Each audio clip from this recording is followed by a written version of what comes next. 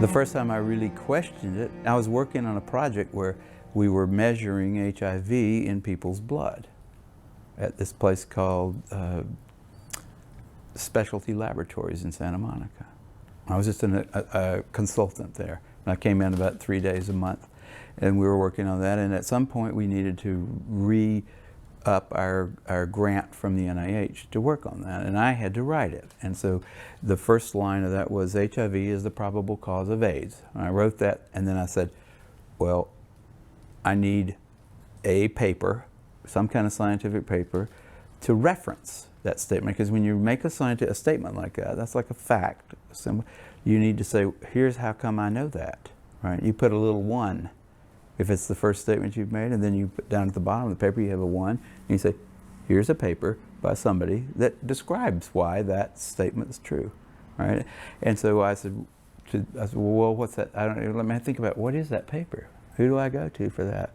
And I looked around, I asked a couple of virologists at that company, and they said, no, you don't have to reference. I said, I have to reference that because I don't know where that came from. How do I know that? And it turned out that nobody knew it. There wasn't a scientific reference, like a paper that somebody had submitted with like experimental data in it and like logical discussion and said, here's how come we know that HIV is the probable cause of AIDS. There was nothing out there like that. Nothing.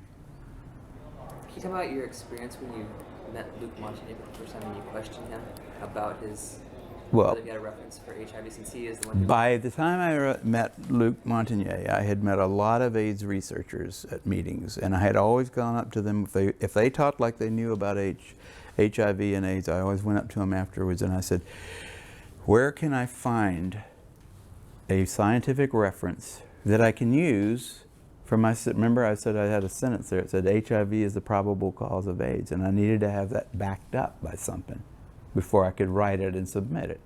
And I went around, I asked a whole lot of people. I said, well, the people, I can't find it. At first I looked for it, just in like computer searching kind of stuff like that. But then I said, there's got to be somebody that knows this. So you go to experts and ask them.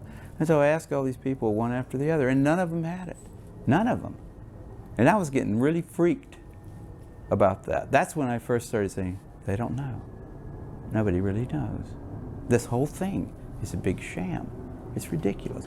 But then finally Montagnier came to there was a special little seminar down in San Diego where an old friend of Robert Gallo's, Flossie Wongstall, was opening up a Department of AIDS research down at San Diego. They had lots of money involved, federal money, and they had Montagnier come there and give a talk. And after that, they had a little wine and cheese thing, and I went over to Montagnier afterwards and I said, Dr. Montagnier, I can't find a reference. I can't find a reference to go with the statement, HIV is the probable cause of AIDS. I'm sure you can help me. And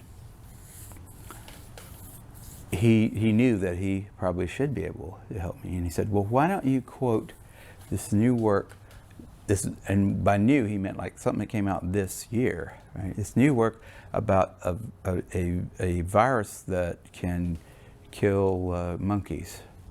Or I think it was not monkeys, it was like something related to monkeys, some kind of a baby, a little ape.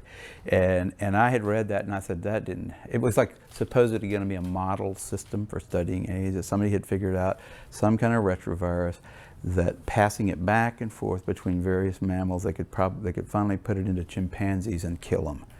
And it killed them in about a week, and it didn't kill them in any, there was nothing like AIDS there, It doesn't kill you in a week. It was just totally ridiculous. None of the symptoms were the same. And I said, well, I read that paper, and I didn't see any connection between that and AIDS, and I don't think that would be a real. I wouldn't want to use that as a reference. And I don't remember exactly what he said, but I know he walked away. Oh, no, before he told me about that paper, he said, why don't you use the NIH, like the CDC report?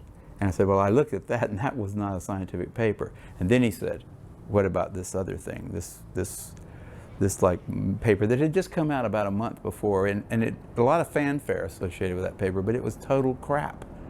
It was like, yeah, if you get $2 million, you can figure out how to kill a primate with a retrovirus. So what? Doesn't have anything to do with AIDS.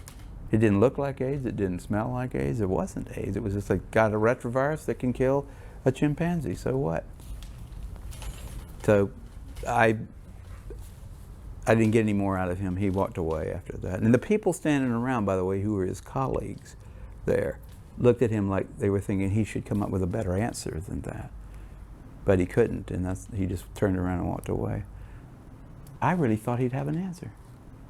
I really did. I mean, that was my last, I was right at the edge of my faith in the system, but I thought Montagnier will know why he thinks HIV causes it, and he'll tell me. He'll say, because of this study, you know, but he didn't have that. None of those guys have that, and that's why they're so weird, you know. That's why they don't want dissent. They don't want people like me walking up and asking them those kind of questions, and they're willing to like go to great lengths to prevent that. They're out on a limb. I wouldn't want to be there with them. What is it? What is it about humanity that wants to go to all the details and stuff and listen? You know, these guys like Fauci get up there and start talking. You know, he doesn't know anything really about anything, and I'd say that to his face. Nothing. The man thinks you can take a blood sample and stick it in an electron microscope, and if it's got a virus in there, you'll know it. He doesn't understand electron microscopy, and he doesn't understand medicine, and he should not be in a position like he's in. Most of those guys up there on the top are just total administrative people, and they don't know anything about what's going on at the bottom. You know, those guys have got an agenda, which is not what we would like them to have, being that we pay for them to take care of our health in some way. They've got a personal kind of agenda. They make up their own rules as they go. They change them when they want to, and they smugly, like Tony Fauci, does not mind going on television in front of the people that pay his salary and lie directly into the camera. You can't expect the sheep to really respect the best and the brightest. They don't know the difference, really. I mean, I like humans. Don't get me wrong, but basically, the vast majority of them do not possess the ability to judge who is and who isn't a really good scientist. I mean, that's a problem. That's a main problem, actually, with science, I'd say, in this century, because science is being judged by people. Funding is being done by people who don't understand it. Okay, who do we trust? Fauci? Fauci doesn't know enough to, you know.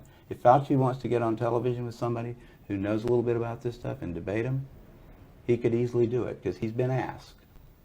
I mean, I've had a lot of people, president of the University of South Carolina asked Fauci if he'd come down there and debate me on the stage in front of the student body, because I wanted somebody who was from the other side to come down there and balance my, because I felt like, well, these guys can listen to me, but I need to have somebody else down here that's going to tell me the other side. But Fauci didn't want to do it.